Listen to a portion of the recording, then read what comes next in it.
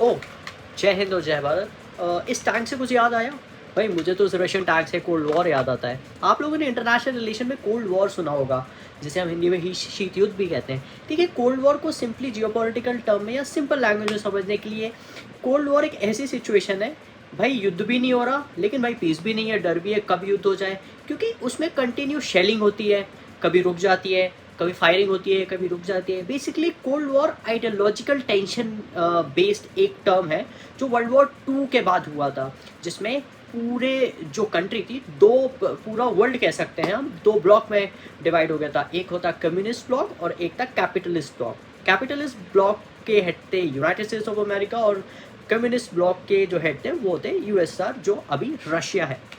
So basically जियो political term में cold war एक ऐसी सिचुएशन बन गई थी वर्ल्ड वॉर टू के बाद, जिसमें यूएसए अपने पाले में बहुत सारे देशों को लेना चाहता था, यूएसएसआर अपने पाले में बहुत सारे देशों को लेना चाहता था। But India being a responsible country, एक न्यूली फॉर्म्ड कंट्री थी, उसने नॉन अलाइनमेंट कंट्री होने का थर्ड ऑर्डर बनाया था।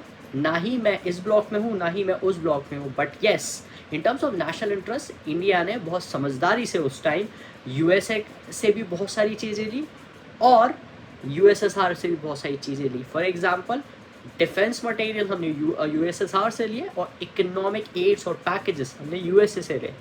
बट बाइंग अब एक यूनिपोलर, एक मल्टीपोलर वर्ल्ड ऑर्डर है, और India being a strategic, autonomic और बहुत ही पावरफुल कंट्री हो चुकी है। So non align was a success और not, it is a still discussion, it is still debatable. But हाँ, कोल्ड वॉर की आंधी से बहुत सारे देश तबाह भी हो गए, और कुछ में आज हम देख सकते हैं सिविल वॉर भी चल रहा है, जैसे अफ्रीकन कंट्री से सीरिया है, lot of issues. But India remained stuck to its ideology being a responsible country, और इंडिया बहुत अच्छा कर रहा है। ऐसी बहुत सारी चीज़ों को समझने के लिए, कोल्ड वॉर से रिलेटेड और इंडिया का स्ट्रैटेजिक ऑटोनॉमी क्या रही है, इंडिया करंटली क्या कर रहा है अपनी फॉरेन पॉलिसी में, आप मेरे चैनल को सब्सक्राइब कर सकते हैं। जय हिंद, जय भारत।